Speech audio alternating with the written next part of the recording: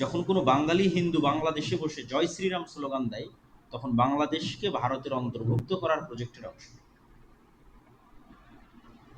কিন্তু ওই একই সময় আমাদের যুবকেরা কি করতেছে?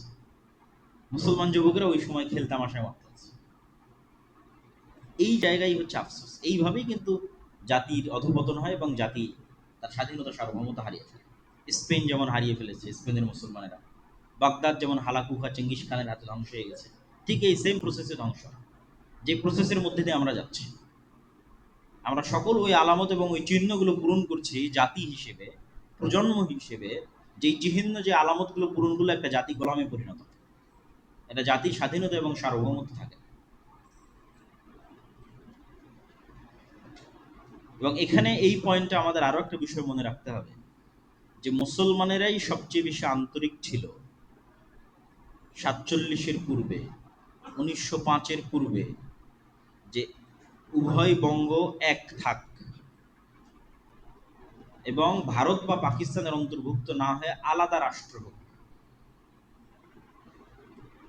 কিন্তু যারা কট্টর হিন্দুত্ববাদী বাঙালি ছিল, তারাই মূলত স্বদেশ আন্দোলনের নামে, আমার সোনার বাংলা গানের নামে, এবং তাদের মতো আর যত কবি এবং সাহিত্যিক আছে, তারা উভয় বাংলাকে এক রাখতে চেয়েছে, স্বাধীন হিসেবে নয়, ভারতের অধীনস্থ হিসেবে। তখনই শেরে বাংলা একে ফজলুল হক এবং হোসেন শহীদ সোহরাওয়ার্দী, তাদের মধ্যে শত মতভেদ থাকলেও তখন তারা সিদ্ধান্ত নিল যে না, এটা হলে আমরা আগে যে ডাবল কলোনির অধীনে ছিলাম, দুইটা কলোনি, একটা কলোনি ব্রিটিশ, আবার ব্রিটিশরা সব দায় দায়িত্ব দিয়ে রেখেছিল হিন্দু জমিদারদের, তাহলে আমরা হচ্ছে 3 নাম্বার। আমাদের উপরে দুইটা কলোনির স্তর আছে, আমাদের উপরে আছে হিন্দু জমিদাররা, তার উপরে আছে ব্রিটিশ ইংরেজরা। এই দুইটা কলোনির বিরুদ্ধে ফাইট করেছে আমাদের বাপদাদারা 190 বছর, যখন আমাদের জমি জায়গারও স্বীকৃতি ছিল না। 1905 সালে কম দুঃখে এই বঙ্গের মুসলমানেরা বাংলাকে আলাদা করার জন্য আন্দোলন করে। তাহলে 1947 নয়, তারও আগে এই বাংলার মুসলমানেরা চিন্তা করেছিল যে না, আমরা হিন্দুদের সাথে থাকতে পারবো না, হিন্দু জমিদারদের সাথে আমাদের পক্ষে থাকা সম্ভব না, থাকলে মাজলুম অবস্থায় থাকতে হবে। সুতরাং বাঙালি পরিচয়ের নামে, কলকাতার বাঙালি সংস্কৃতির নামে যে উভয় বাংলাকে এক করার একটা প্রবণতা, এইটা আমাদের বাপদাদাদের 190 বছর যে দুইটা কলোনির বিরুদ্ধে তারা লড়াই করেছে, হিন্দু জমিদারদের বিরুদ্ধে এবং ব্রিটিশ ইংরেজদের বিরুদ্ধে, তার বিরুদ্ধে অবস্থান। এবং এটা গভীর ষড়যন্ত্র। তো এই ষড়যন্ত্রের মোকাবেলা আপনি জ্ঞান, পড়াশোনা, যুক্তি তর্ক, সচেতনতা, এগুলো ছাড়া করতে পারবেন। আর যত সময় নষ্ট এবং অকাজে আমাদের সময় ব্যয় হবে, অকাজে আমাদের অর্থ এবং শ্রম ব্যয় হবে, তত আমরা আমাদের এই জায়গাগুলো হারিয়ে ফেলি। যেই জায়গায় ইহুদিরা এগিয়ে আছে, যেই জায়গায় হিন্দুরা এগিয়ে আছে পথভ্রষ্ট হওয়ার পর, সেই জায়গায় সত্য এবং সঠিক পথে থাকার পরও মুসলমানেরা শুধু শয়তানের প্ররোচনায় পা দিয়ে পিছিয়ে পড়ছে। এখানে আর দুই একটা হাদিস বলে আমার এই পয়েন্টের আলোচনা শেষ করব। রাসূলুল্লাহ সাল্লাল্লাহু আলাইহি ওয়াসাল্লাম বলেন, ইগতানিম খামসান ক্বাবলা খামসিন, 5টা জিনিসের পূর্বে 5টা জিনিসকে মূল্যায়ন করো। শাবাবাকা ক্বাবলা হারামিক, বয় বৃদ্ধ হওয়ার পূর্বে যৌবনকালকে মূল্যায়ন করো। সিহহাতাকা ক্বাবলা সাকামিক, অসুস্থ হওয়ার পূর্বে সুস্থতাকে মূল্যায়ন করো। ওয়া গিনাকা ক্বাবলা ফাকরিক, আর হাতে যখন টাকা আছে তখন সেই টাকাকে মূল্যায়ন করো দরিদ্র হওয়ার পূর্বে। ওয়া ফারাগাকা ক্বাবলা শুগলিক, আর ব্যস্ত হওয়ার পূর্বে হাতে যে ফাঁকা সময় আছে, অবসর সময় আছে, এটাকে মূল্যায়ন করো। ও হায়াতাকা ক্বাবলা মাউতিক, আর মৃত্যু আসার পূর্বে জীবনকে মূল্যায়ন করো। তথা এই সব জিনিসগুলো আমাদের সময়ের গুরুত্ব তুলে ধরে এবং আমাদের যৌবনকালের গুরুত্ব তুলে ধরে। রাসূল সাল্লাল্লাহু আলাইহি সাল্লাম বলেন, লা তাযুলু কাদামা আবদিন ইয়াওমাল কিয়ামা হাত্তা ইউসালা আন উমরিহি ফিমা আফনাহু। কিয়ামতের মাঠে মানুষকে 5টা প্রশ্নের মুখোমুখি হতে হবে। তার সময় কোথায় পার করেছে, জ্ঞান অনুযায়ী কি কাজ করেছে, সম্পদ কোথায় থেকে অর্জন করেছে এবং সম্পদ কোথায় ব্যয় করেছে, এবং তার শরীরকে কোন কাজে ক্ষয় করেছে। তুই যে যৌবনকাল, সময়, বয়স, এটাকে কোথায় সে ব্যয় করেছে। তো সময়ের প্রশ্নে মানুষকে জবাবদিহিতার মুখোমুখি হতেই হবে। এই জন্য আমরা উদাত্ত আহ্বান জানাই যে আমরা যেন আল্লাহর মহৎ সৃষ্টির যে উদ্দেশ্য, পৃথিবীর প্রতিনিধিত্ব করার যে দায়িত্ব এবং উম্মতে মুহাম্মাদি হিসেবে মানুষকে জান্নাতের পথে নিয়ে যাওয়ার যে দায়িত্ব, এইটা সম্পর্কে সচেতন হই এবং আমাদের আশেপাশে মানুষ যে সময় নষ্ট করতেছে, কাজ নাই, চায়ের স্টলে, অফিসে, আদালতে, ফেসবুকে খেলা দেখায়, তাদেরকে এবং নিজেরাও হেদায়েত হওয়া এবং তাদেরকেও হেদায়েত করার চেষ্টা করা। তারা সময়গুলোকে কাজে লাগাক, জ্ঞান অর্জন করুক, পড়াশোনা করুক।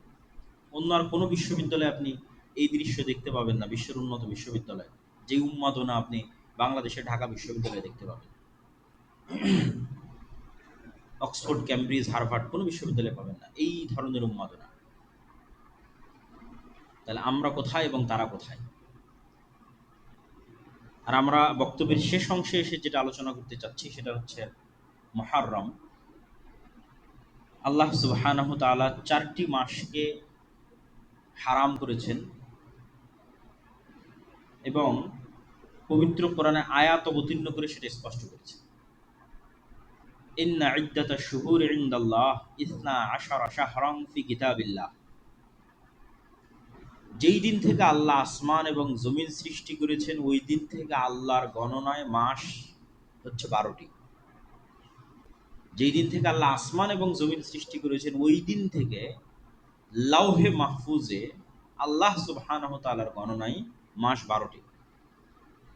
অর্থাৎ 12 মাস মানুষের আবিষ্কার নয়, আল্লাহর নির্ধারণ। পৃথিবী যেদিন থেকে সৃষ্টি হয়েছে সেই দিন থেকে। মিনহা আরবাআতুন হুরুম, আর ওই দিন থেকে 4টা মাস হারাম। হারাম শব্দের অর্থ হচ্ছে রেস্ট্রিক্টেড, নিষিদ্ধ। অনেক সময় কোনো কিছু নিষিদ্ধ হয় নিকৃষ্টতার কারণে, আর অনেক সময় কোনো কিছু নিষিদ্ধ হয় সম্মানের কারণে। নিষিদ্ধ মানে নিকৃষ্টতা নয়, কখনো নিষিদ্ধ হয়েছে সম্মানের কারণে। যেমন আপনারা বলেন যে মাহরাম, মেয়ের সাথে মাহরাম যেতে হবে। মাহরাম মানেও কিন্তু হারাম। কি হারাম?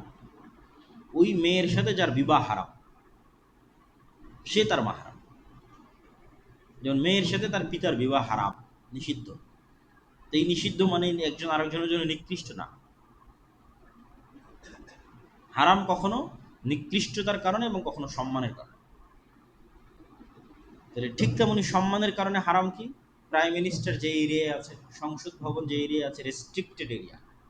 ক্যান্টনমেন্ট যে এরিয়া আছে, নিকৃষ্ট হওয়ার কারণে রেস্ট্রিক্টেড না, অনেক দামি হওয়ার কারণে রেস্ট্রিক্টেড।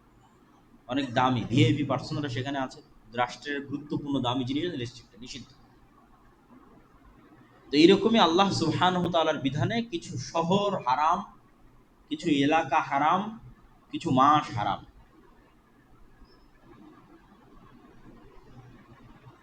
তো আল্লাহ সুবহানাহু ওয়া তাআলার নির্ধারণে যেই মাসগুলো হারাম তার মধ্যে একটি গুরুত্বপূর্ণ মাস হচ্ছে মুহররম। পরপর 3 মাস, দুল কায়দা, দুল হিজ্জা এবং মুহররম। তো এই হারাম মাসগুলোর সম্মান হচ্ছে, হারাম মাসে যুদ্ধ বিগ্রহ নিষিদ্ধ। যুদ্ধ বিগ্রহ নিষিদ্ধ মানে নিজে থেকে শুরু করা নিষিদ্ধ। এটাই হারাম মাসের সম্মান। যে কোনো মুসলিম শাসক, কোনো মুসলিম খলিফা এই 4 মাসে নিজে থেকে যুদ্ধ স্টার্ট করতে পারবে না, বরং তার কোনো যুদ্ধ বন্ধ করার ক্ষমতা থাকলে বন্ধ করবে এই 4 মাসে। আর যদি যুদ্ধ চাপিয়ে দেওয়া হয়, তথা আমার উপর কেউ হামলা করতেছে, তখন তার কিছু করার নাই। তখন আল্লাহ অনুমতি দিয়েছে যে ঠিক আছে, যতটুকু তোমাদের উপর জুলুম হচ্ছে তোমরা ততটুকু জুলুমের প্রতিবাদ করো। কিন্তু নিজে থেকে হারাম মাসে যুদ্ধ শুরু করা যাবে, মারামারি, গন্ডগোল, ফাটাফাটি শুরু করা যাবে, শান্তি বিরাজ রাখতে হবে। এবং এই বিধান মক্কার মুহাম্মদ সাল্লাল্লাহু আলাইহি ওয়াসাল্লাম আসার পূর্বের কাফেররা অনুসরণ করত। কাফের মুশরিকদের কাছে হারাম মাসের গুরুত্ব ছিল। আর হারাম এরিয়া হচ্ছে মক্কা এবং মদিনা। মক্কাকে হারাম করেছে ইব্রাহিম আলাইহিস সালাতু ওয়াস সালাম, মদিনাকে হারাম করেছে মুহাম্মদ সাল্লাল্লাহু আলাইহি ওয়াসাল্লাম। তো মুহররম মাসের 10 তারিখ, আশুরা মানে দশম, 10th। আরবিতে 10-এর আরবি হচ্ছে আশারা, 10। ওইটাকে যখন দশম যুক্ত করা হয়েছে তখন আরবিতে হচ্ছে আশুরা, দশম দিন। 10 থেকে দশম, তাহলে আশারা থেকে আশুরা, 10 থেকে দশম, মুহররম মাসের দশম দিন। তো মুহররম মাসের 10ম দিনের কি গুরুত্ব? এমনি অসংখ্য জয়ীফ হাদিস আছে, জাল হাদিস আছে যে সব কিছুই মুহররম মাসের 10 তারিখ। আল্লাহ পৃথিবী সৃষ্টি করেছে এই দিনে, পৃথিবী ধ্বংস হবে এই দিনে, আদম সৃষ্টি করেছেন এই দিনে, এরকম অসংখ্য কিছু রিওয়ায়াত আছে যেগুলো সরাসরি নির্ভরযোগ্য সূত্রে প্রমাণিত না।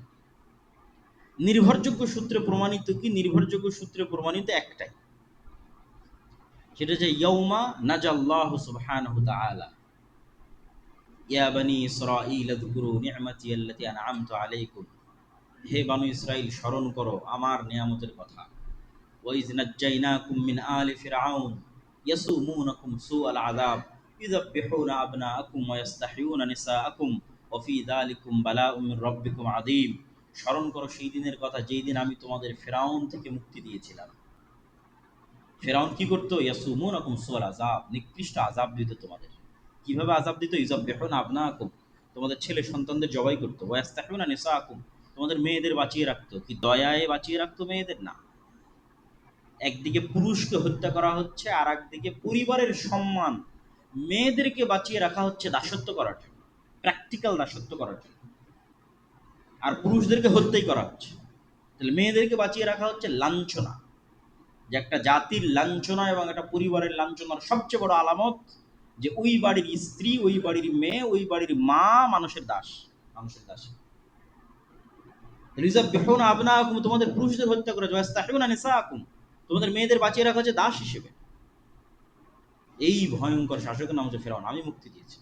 ওয়াইজ ফারাকনা বিকুমুল বাহরা, সমুদ্রকে চিরে দিয়েছি তোমাদের জন্য, যেন তোমরা ফেরাউনের কবল থেকে মুক্তি পাও। ওয়া আগরাকনা আলা ফিরআউন, আর ফেরাউনকে ডুবিয়ে দিয়েছি এই সমুদ্রে। এটা পৃথিবীর ইতিহাসে যতগুলো বড় ঘটনা আছে তার মধ্যে বিশাল বড় ঘটনা হচ্ছে বানু ইসরাইলের মুক্তি পাওয়া আর ফেরাউনের ডুবে যাওয়া, মুসা আলাইহিস সালাতু ওয়াস সালামের মতো, এবং সমুদ্র চিরে দ্বিখণ্ডিত হয়ে যাওয়া। এই ঘটনা যেই দিন ঘটেছে সেটাই মুহররমের 10 তারিখ। এবং আজও ইহুদিদের কাছে এই দিন খুবই সম্মানিত, এবং তারা এই দিনের যে নামে তারা উদযাপন করে সেটা হচ্ছে ইয়ম কিপ্পুর। হিব্রু ভাষায় যেটাকে আমরা আশুরা বলছি ওটাকে বলা হয় ইয়ম কিপ্পুর। তো রাসূলুল্লাহ সাল্লাল্লাহু আলাইহি ওয়াসাল্লাম যখন মদিনায় গেলেন, তখন মদিনার ইহুদিরা এই দিনে সিয়াম পালন করত। তখন রমজানের সিয়াম আসেনি। তো রাসূল সাল্লাল্লাহু আলাইহি ওয়াসাল্লাম বললেন, তোমরা কেন এই দিনে সিয়াম পালন করো? তো বললো এই ঘটনা। আল্লাহ নবী বললেন, ফানাহনু আহাক্কু আওলা বিমূসা মিনকুম, বলছে মুসার খুশিতে খুশি হওয়ার হকদার তোমাদের চাইতে আমি বেশি। কেননা মুসা যেই তাওহীদের দাওয়াত দিত, যেই সিরাতে মুস্তাকিমের দাওয়াত দিত, এবং যেই ধারাবাহিক নবুয়তের ধারাবাহিকতায় মুসা, তারপরে আরও পরে ঈসা আলাইহিস সালাতু ওয়াস সালাম, সেই ধারাবাহিকতায় আমি মুহাম্মদ সাল্লাল্লাহু আলাইহি ওয়াসাল্লাম। তাহলে মূলত মুসা আলাইহিস সালাতু ওয়াস সালামের সকল কষ্টে কষ্ট পাওয়ার এবং সকল খুশিতে খুশি হওয়ার মূল হকদার হচ্ছে আমি। কেন তোমরা এখন নামে মুসা আলাইহিস সালাতু ওয়াস সালামের অনুসারী, কিন্তু কাজে পথভ্রষ্ট, অভিশপ্ত। তো রাসূল সাল্লাল্লাহু আলাইহি ওয়াসাল্লাম সিয়াম পালন করলেন, এবং ইহুদিদের বিরোধিতার খাতিরে একদিন আগে অথবা একদিন পরে আরেকটা সিয়াম তিনি অতিরিক্ত করে দিলেন। 10ম দিনের আগে 9 তারিখ, অথবা 10ম দিনের পরে 11 তারিখ, যাতে আহলে কিতাব তথা ইহুদিদের থেকে মুসলমানের ইবাদত একটু হলেও আলাদা। তো রাসূলুল্লাহ সাল্লাল্লাহু আলাইহি ওয়াসাল্লাম দুটো হাদিস, আফজালুস সিয়াম বা'দা রমাদান শাহরুল্লাহিল মুহাররম, রমাজানের পরে আল্লাহর নিকটে সবচেয়ে শ্রেষ্ঠ সিয়াম হচ্ছে মুহররম মাসের সিয়াম। আর আরেকটা হাদিসে রাসূল সাল্লাল্লাহু আলাইহি ওয়াসাল্লাম বলেন, সিয়াম ইয়াউম আশুরা আহতাসিবু আলাল্লাহ আন ইউকাফফিরা সানাতাল্লাতী ক্বাবলাহ। আমরা কিছুদিন পূর্বে আরাফার সিয়াম রেখেছিলাম 1 বছর আগের এবং 1 বছর পরের গুনাহ, আর রাসূল সাল্লাল্লাহু আলাইহি ওয়াসাল্লাম এটাতে বলছেন আশুরাতে 1 বছর পূর্বের গুনাহ। আল্লাহ সুবহানাহু ওয়া তাআলা আশুরার একদিন সিয়ামে মানুষের 1 বছরের পূর্বের গুনাহ ক্ষমা করে দিবেন। কিন্তু দুঃখের বিষয় হচ্ছে এই আশুরাকে নিয়ে আমাদের সমাজে অনেক আকীদাগত বিভ্রান্তি আছে, আর এই বিভ্রান্তির একটা ঘটনাও আছে কাকতালীয়। সেটি হচ্ছে হোসাইন রাদিয়াল্লাহু তাআলা আনহুর মৃত্যু। হাসান এবং হোসাইন রাদিয়াল্লাহু তাআলা আনহুমার প্রতি ভালোবাসা ঈমানের অঙ্গ, আলী রাদিয়াল্লাহু তাআলা আনহুর প্রতি ভালোবাসা ঈমানের অঙ্গ, সকল সাহাবীদের প্রতি ভালোবাসা ঈমানের অঙ্গ।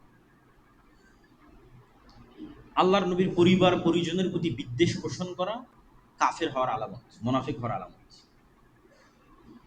কিন্তু মুহাম্মদ সাল্লাল্লাহু আলাইহি ওয়াসাল্লামকে যেমন যিশু খ্রিস্টের জায়গায় বসানো যাবে না, ঠিক তেমনি মুহাম্মদ সাল্লাল্লাহু আলাইহি ওয়াসাল্লামের কোনো সাহাবীকেও যিশু খ্রিস্টের জায়গায় বসানো যাবে না। যিশু খ্রিস্টকে তথা ঈসা আলাইহিস সালাতু ওয়াস সালামকে খ্রিস্টানরা কোথায় বসিয়েছে? এমন উঁচুতে নিয়ে চলে গেছে যে সারা পৃথিবীর সব মানুষের গুনাহ নিয়ে ঈসা আলাইহিস সালাতু ওয়াস সালাম মারা গেছে, নাউজুবিল্লাহ। এই জন্য ঈসা আলাইহিস সালাতু ওয়াস সালামের মৃত্যুকে উদযাপন করা, কাছাকাছি ওই সেম থিওরিতে চলে গেছে একদল বিভ্রান্ত মুসলমান হুসাইন রাদিয়াল্লাহু তাআলা আনহুর মৃত্যুকে নিয়ে। অথচ হুসাইন রাদিয়াল্লাহু তাআলা আনহুর চেয়ে অবশ্যই শ্রেষ্ঠ আশারায়ে মুবাশশার বিল জান্নাহ, জান্নাতের সুসংবাদ প্রাপ্ত 10 জন সাহাবী। অন্তত তার নিজের পিতা আলী রাদিয়াল্লাহু তাআলা আনহু তো অবশ্যই শ্রেষ্ঠ। তো যারা জান্নাতের সুসংবাদ প্রাপ্ত এবং তাদের মধ্যে যে 4 জন খলিফা, তাদেরকেও অনেককেই হত্যা করা হয়েছে।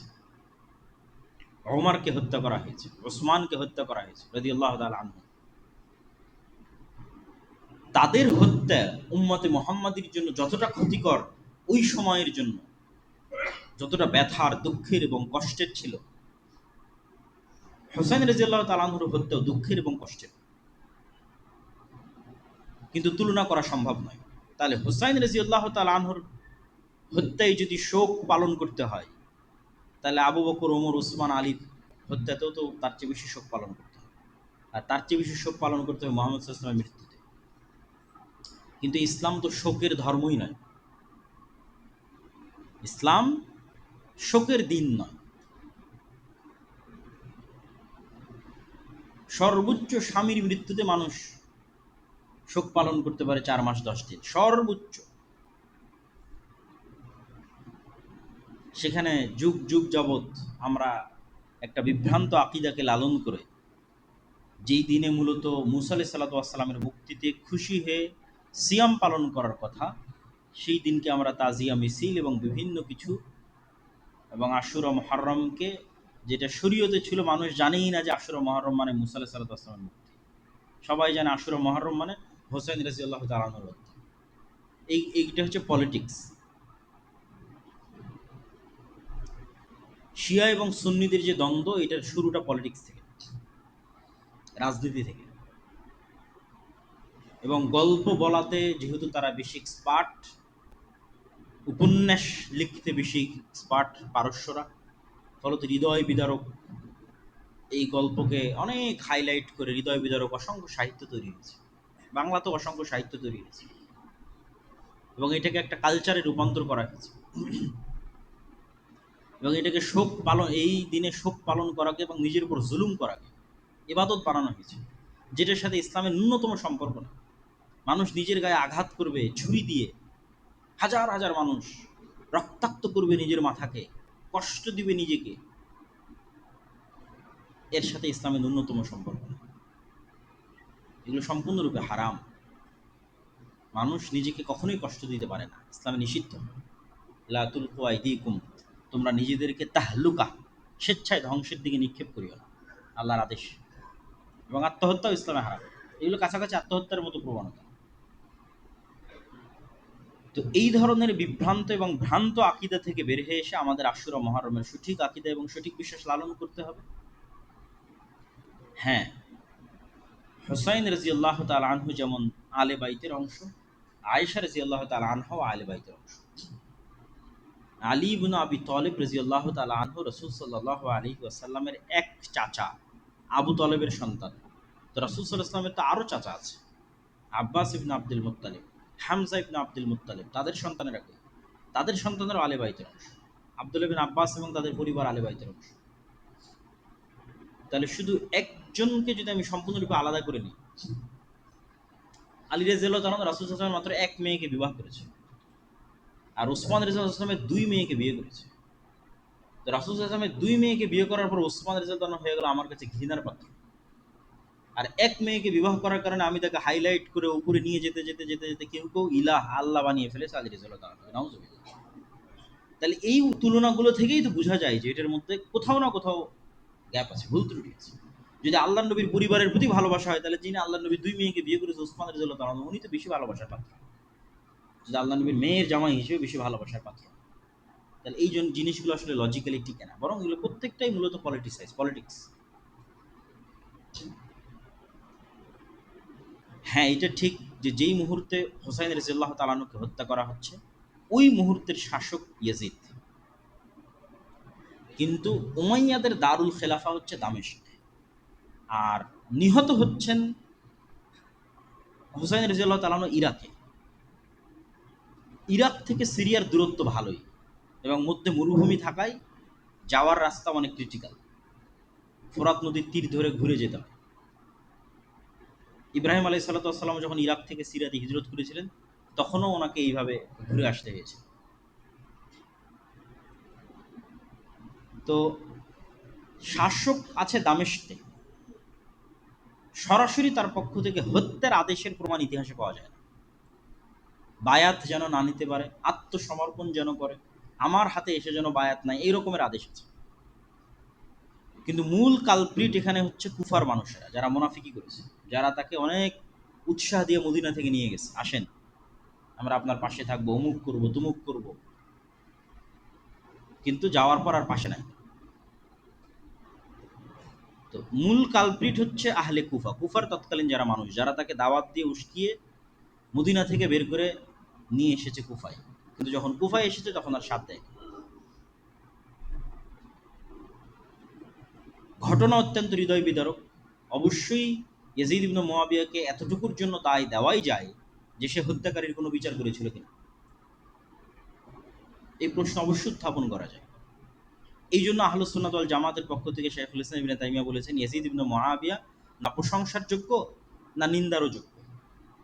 নিন্দা করেও আমরা গুনাহের ভাগিদার হতে রাজি নই, প্রশংসা করেও কেন সে সাহাবী নয়, আলাদা করে তার প্রতি আমাদের কোনো জিম্মেদারিও নাই।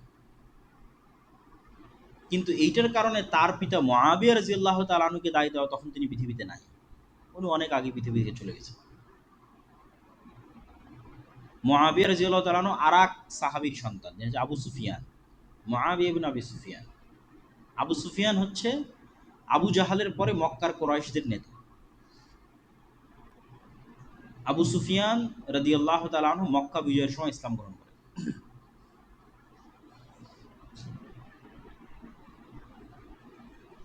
এবং আবু সুফিয়ান রাদিয়াল্লাহু তাআলা আনহু এবং তার সন্তান মুআবিয়া রাদিয়াল্লাহু তাআলা আনহু রাসূল সাল্লাল্লাহু আলাইহি ওয়াসাল্লামের অনেক নিকটস্থ এবং অনেক কাছের। যারাই পূর্বে কাফের থেকে মুসলমান হয়েছে, তাদের কারো প্রতি বিদ্বেষ রাখার সুযোগ নাই। তার পূর্বের কাফের অবস্থার কারণে কি জন্য সুযোগ নাই? ওমর রাদিয়াল্লাহু তাআলা আনহু তো পূর্বে কাফের ছিলেন, মুশরিক ছিলেন, রাসূল সাল্লাল্লাহু আলাইহি ওয়াসাল্লামের শত্রু ছিলেন। খালিদ বিন ওয়ালিদ তো এক যুদ্ধে মুহাম্মদ সাল্লাল্লাহু আলাইহি ওয়াসাল্লামের বিরুদ্ধে বিজয় অর্জন করেছে, উহুদের যুদ্ধে। পরে খালিদ বিন ওয়ালিদ তো সব যুদ্ধে মুসলমানদের নেতৃত্ব দিয়েছে। আজ যতদূর পর্যন্ত মুসলমানদের সীমানা সবই খালিদ বিন ওয়ালিদের অবদান। তাহলে যেই কারণে আপনি ওমর রাদিয়াল্লাহু তাআলা আনহুকে ঘৃণা করতে পারেন না, খালিদ বিন ওয়ালিদকে পারেন না, ওই কারণে আবু সুফিয়ান এবং মুআবিয়া বিন আবু সুফিয়ানকে পারেন না। বরং ঘৃণা করা তো বহু দূরের কথা, ঘৃণা রাখলে মানুষ কাফের হয়ে যেতে পারে। এই জন্য একটা প্রশ্নের উত্তরে একজন সালাফ বলেছেন যে ওমর ইবনে আব্দুল আজিজ বেশি শ্রেষ্ঠ না মুআবিয়া বিন আবি সুফিয়ান বেশি শ্রেষ্ঠ। কেন ওমর ইবনে আব্দুল আজিজের শাসনকালকে মানুষ খোলাফায়ে রাশেদার শাসনকালের সাথে তুলনা করত, অথচ ওমর ইবনে আব্দুল আজিজ সাহাবী নয়, উমাইয়া খেলাফতের একজন শাসক। তখন একজন সালাফি সালিন উত্তরে বলেছেন যে ওমর ইবনে আব্দুল আজিজের সারা জীবনের আমল আর মুআবিয়া বিন আবি সুফিয়ানের একটা সিজদা যারা রাসূল সাল্লাল্লাহু আলাইহি ওয়াসাল্লামের সাথে দিয়েছে, দুইটার তুলনা হবে না। সাহাবীদেরকে ওই সর্বোচ্চ মর্যাদার জায়গাতেই রাখতে হবে। ফলত এই নিকৃষ্ট পলিটিক্সের মধ্যে ঢুকে ঈমান হারানো অত্যন্ত বড় একটি শয়তানের ষড়যন্ত্র। এই ষড়যন্ত্রে আমাদের পা দেওয়া যাবে না। আল্লাহ সুবহানাহু ওয়া তাআলা আমাদের মুহররমের 10 তারিখের যে সঠিক ইতিহাস সেটি জানার এবং মুসা আলাইহিস সালাতু ওয়াস সালামের যে মুক্তি, এই মুক্তিতে আনন্দিত হয়ে সিয়াম পালন করার তৌফিক দান করুক আল্লাহুম্মা আমিন। আর বক্তব্যের শুরুতে আমরা যে আলোচনা করেছি, আমাদের দুনিয়ার জীবনের যে খেলতামাশার মাধ্যমে আমাদের মৃত্যুকে ভুলিয়ে রাখতে চায় শয়তান, আল্লাহর স্মরণ থেকে আমাদের গাফিল করতে চায়, শয়তানের সেই প্রজেক্টগুলোর আমরা অংশ হচ্ছে, আমাদের সময় নষ্ট করছে, আমাদের যুবক সমাজ সময় নষ্ট করছে। অথচ হিন্দু এবং ইহুদিরা কি করতেছে সেটা থেকে আমরা সম্পূর্ণরূপে গাফেল। এই যে গোলামির রাস্তা আমরা অবলম্বন করতেছি, বানু ইসরাইল হয়ে যাচ্ছে, বানু ইসরাইলদের মতো গোলামের রাস্তায় চলে যাচ্ছে, এটা বিষয়ে আমাদের সচেতন